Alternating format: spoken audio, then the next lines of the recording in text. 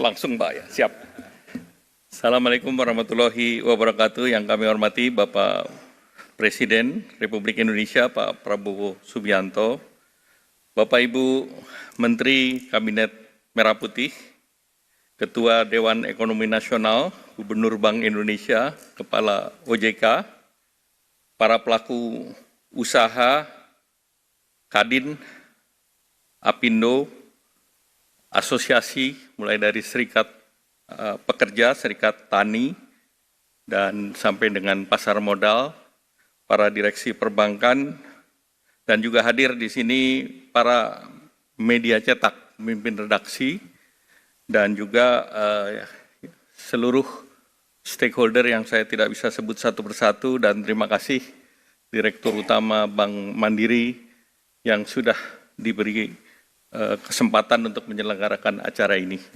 Dan acara ini Pak Presiden perintahnya H-1 Lebaran dan dilaksanakan H1 waktu kerja, Pak.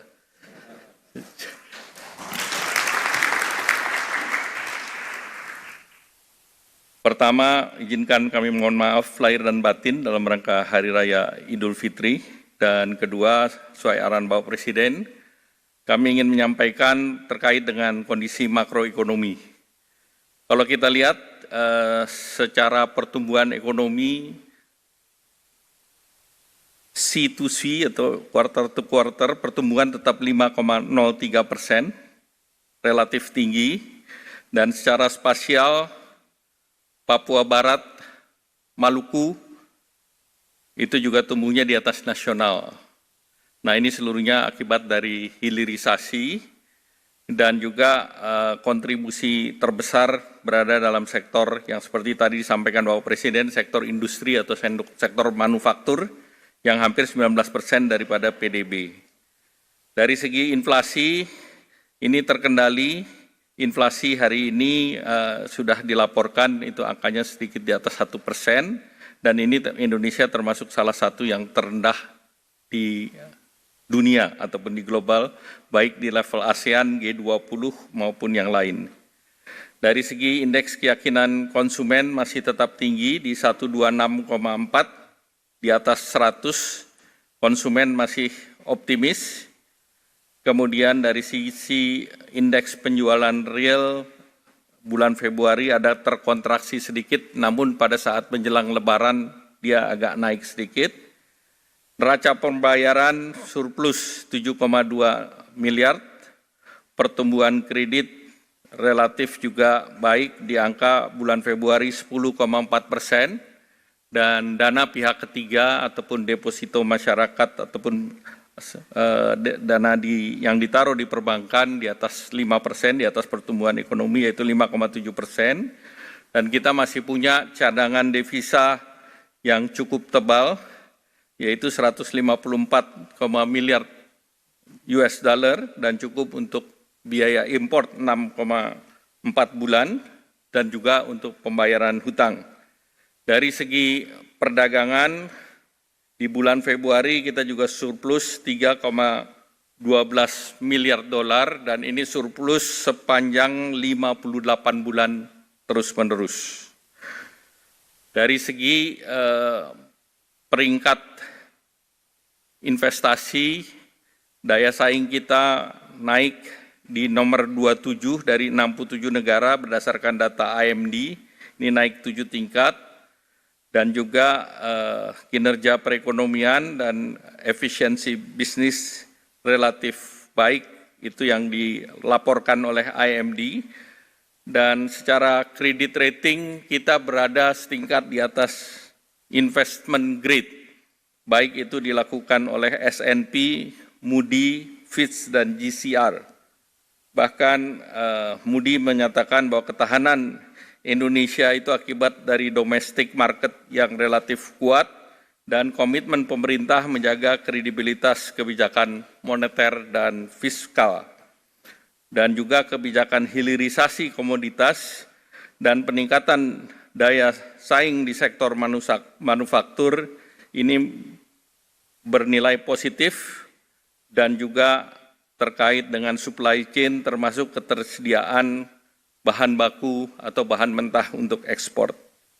Kalau kita lihat dari segi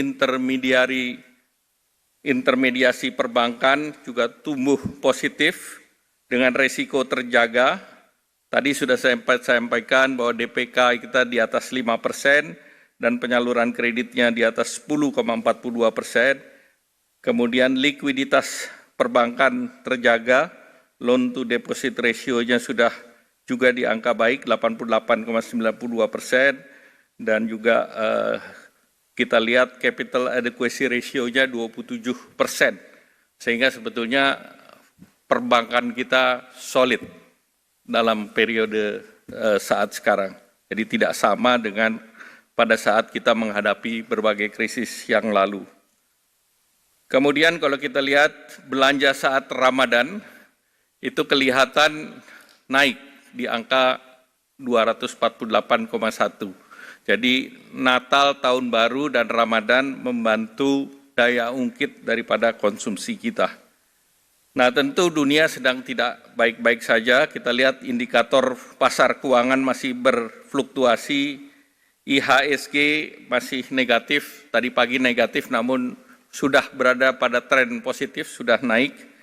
Nilai tukar rupiah juga relatif terjaga, walaupun ada pelemahan, tetapi kalau kita bandingkan negara lain seperti Jepang, pelemahannya itu sampai 50%.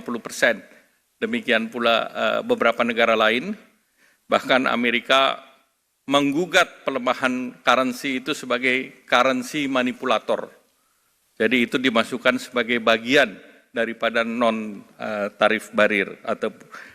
Kemudian kalau kita lihat yield treasury kita juga relatif bagus, kemudian juga obligasi dan juga yang terkait dengan cadangan devisa relatif tetap sama. Nah, kemudian terjadi pengumuman penetapan tarif oleh Presiden Amerika, Trump 2.0. Kita melihat bahwa economic uncertainty-nya langsung melonjak, yang tertinggi. Nah, ini akibat kebijakan tersebut.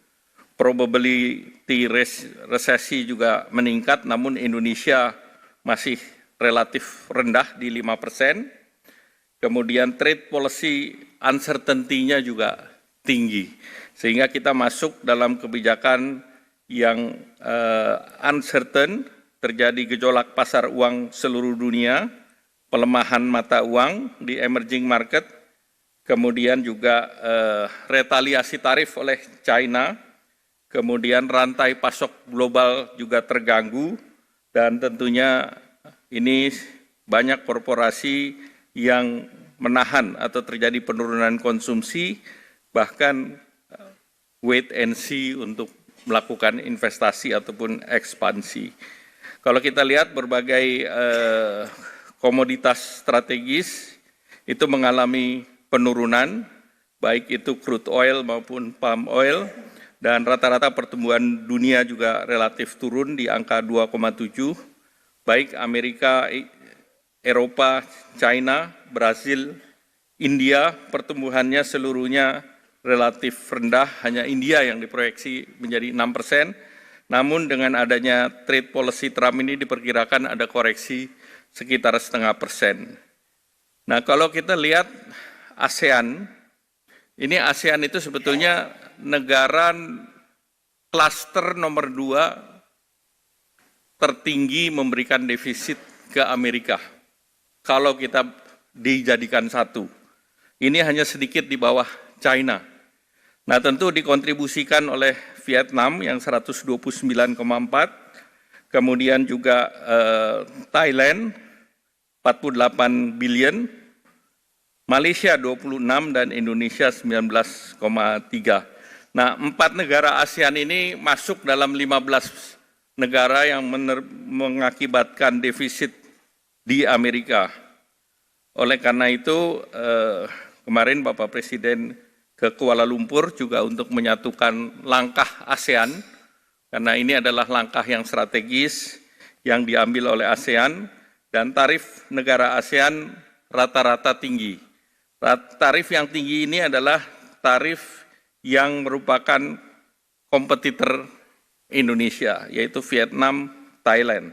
Malaysia lebih rendah, Kamboja lebih tinggi, kemudian Singapura yang terendah sebesar 10%. Nah, akibat daripada Trump 2.0 ini beberapa komoditas turun. Jadi kalau kita lihat crude oil turun hampir 30%, Brent juga turun 28%, sehingga angkanya di angka 60-an, batu bara turun ke 24% ke angka 97%, satu-satunya yang naik ini adalah emas. Jadi Pak Presiden melaunching bullion tepat waktu, karena ini menjadi komoditas yang recession proof. Safe haven itu ada dua, dolar dan emas, dan kita punya emas. Jadi kita punya daya tahan yang kuat. Kemudian kedelai turun, gandum turun, CPO turun, dan harga beras turun. Jadi seluruh komoditas turun, artinya demand ini akan menahan, dan berdasarkan ini kita harus hati-hati terhadap kemungkinan resesi dunia. Nah, kemudian respons global itu China retaliasi. Barang import dari Amerika dinaikkan 34%, Vietnam minta tarifnya turun dan ditunda, terutama untuk Nike, dan Amerika belum menerima usulan Vietnam ini. Kemudian India juga tidak melakukan retaliasi, walaupun Perdana Menteri Modi sudah ke Amerika, namun tetap dikenakan sanksi. Kemudian Malaysia, dia akan mengikuti dengan negara ASEAN dan Indonesia, tidak melakukan retaliasi dan pendekatan diplomatik, termasuk membuka pasar CPTPP dan RCEP. RCEP itu di ASEAN, dan Indonesia juga mendorong intra-ASEAN trade untuk ditingkatkan. Thailand juga akan terus negosiasi dan akan mendorong sebagai sweetener adalah data center dan industri AI yang akan mengundang investasi Amerika ke Thailand. Kemudian Filipina relatif lebih rendah, 17%. Uni Eropa melakukan retaliasi dan membuka negosiasi, berhasil mengajukan ke WTO untuk menggugat kebijakan tarif Amerika. Nah, oleh karena itu arahan Bapak Presiden untuk merespons ini dalam beberapa kali pembicaraan dan bahkan dalam rapat, ini Indonesia memilih jalur negosiasi karena Amerika merupakan mitra strategis, kemudian juga revitalisasi perjanjian perdagangan dan investasi, di mana TIFA ini terakhir tahun 96. Jadi sudah menjadi sudah obsolete perjanjian ini. Malaysia juga akan mendekati Indonesia melakukan perjanjian TIFA. Kemudian sejumlah kebijakan antara lain deregulasi non-tarif measures. Ini antara lain yang diminta oleh Amerika, ICT untuk TKDN, terutama dari investasi Amerika yang ada di Pulau Batam, dan sebetulnya Amerika juga memberikan keleluasaan untuk free trade zone. Jadi ini juga menjadi bahan untuk kita bernegosiasi, karena mereka akan invest data center, baik Oracle, Microsoft, maupun terkait dengan trade. Kemudian evaluasi Lartas, termasuk percepatan halal sertifikasi, dan juga apa yang diinginkan Amerika adalah balancing neraca perdagangan. Jadi Vietnam yang minta untuk menolkan tidak direspons karena mereka tidak melakukan komitmen untuk membalans neraca. Tetapi arahan Pak Presiden, Pak Prabowo, bahwa kita akan meningkatkan produk dari Amerika, terutama juga produk agriculture yang kita tidak punya seperti soybean dan wheat dari negara penghasil agriculture yang kebetulan daerah ini adalah daerah konstituennya Republikan. Nah, kemudian juga pembelian daripada engineering product dan juga dengan pembicaraan dengan Menteri ESDM, juga kita arahan Bapak Presiden, kita juga disiapkan untuk membeli LPG dan LNG peningkatan dari Amerika, tetapi ini tidak menambah, tetapi realokasi pembelian, switch. Jadi tidak mengganggu APBN.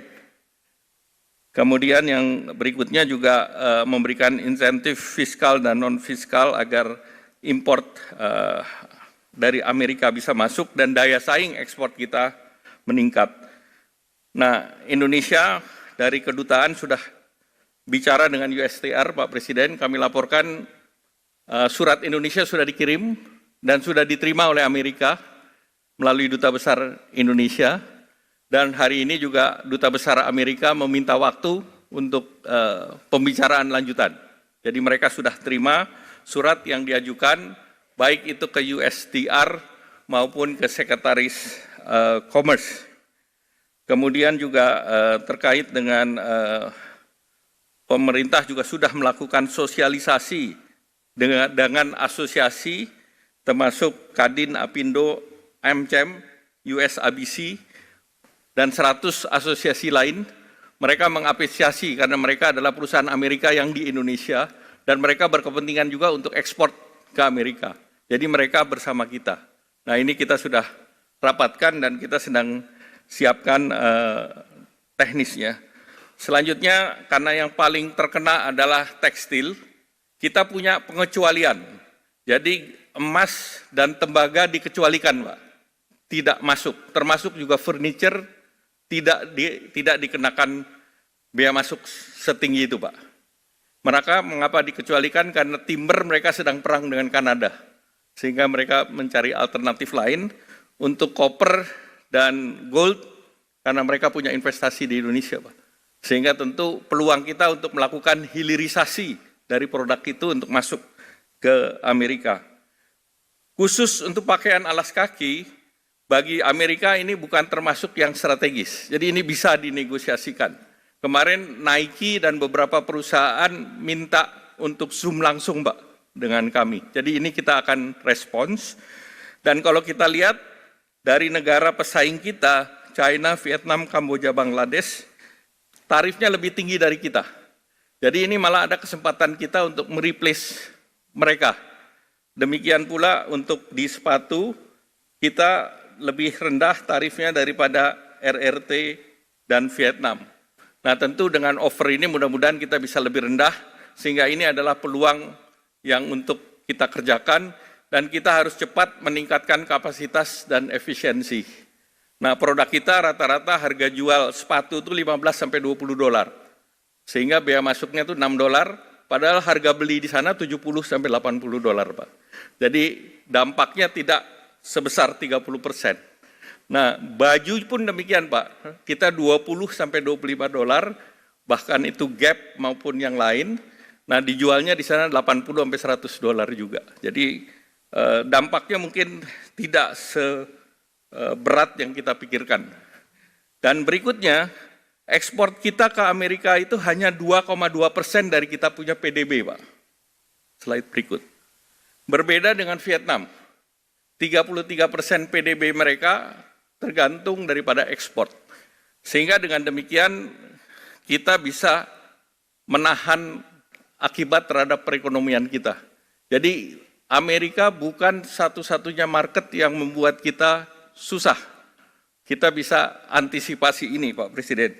Nah, top ekspor kita adalah China 60 miliar, Amerika 26 miliar, dan India 20 miliar. Nah, tentu kita bisa membuka market lain di luar Amerika.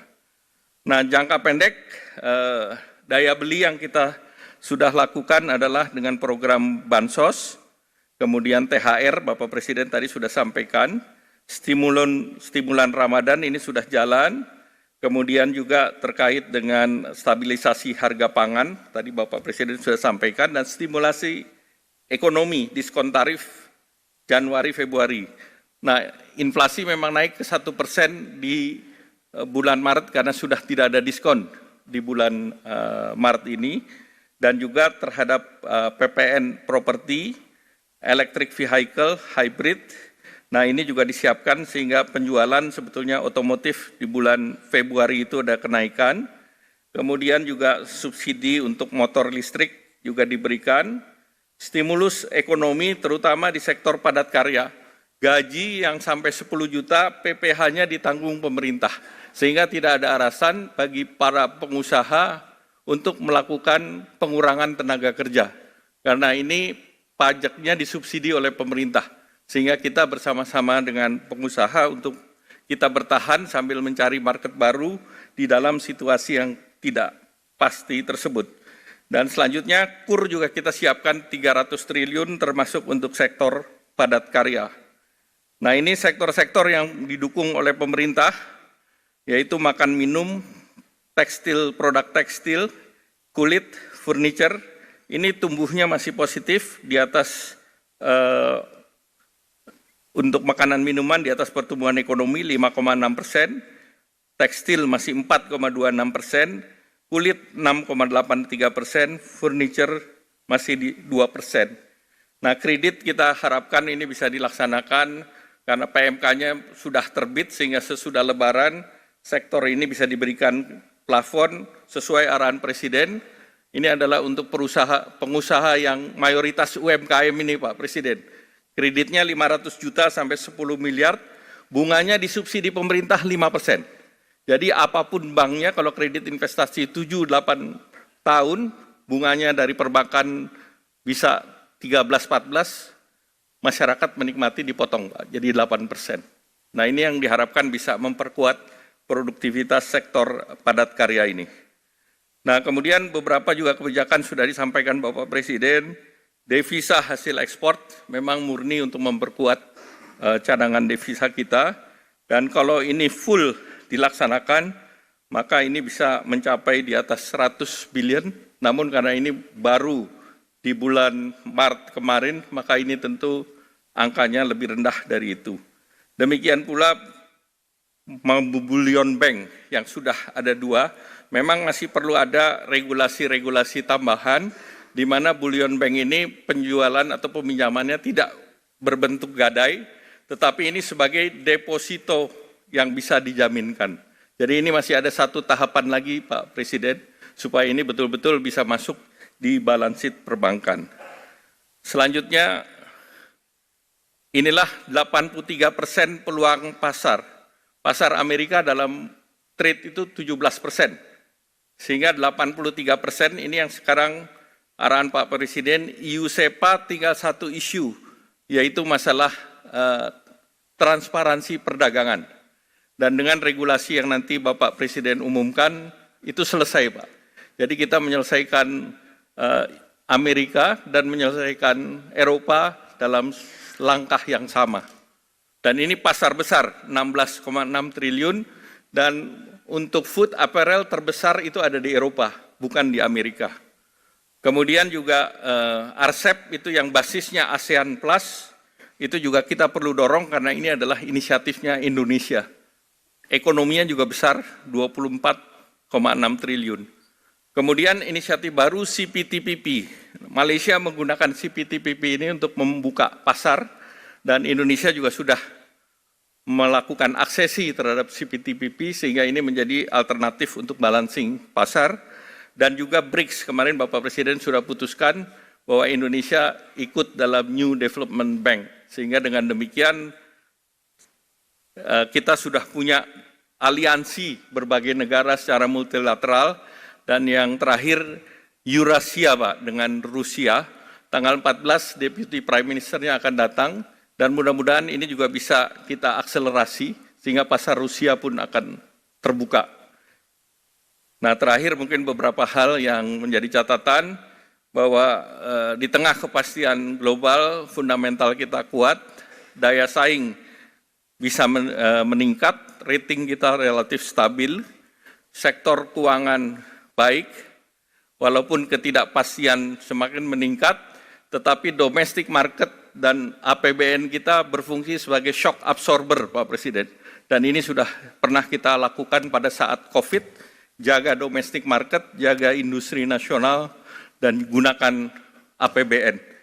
Kemudian posisi kita di ASEAN kuat, dan ASEAN tentunya perlu merespons karena ASEAN di Indo-Pasifik menjadi sangat penting, dan kemarin kunjungan Pak Presiden sangat berarti bagi Malaysia, dan akan ada rapat Menteri Perdagangan hari Kamis.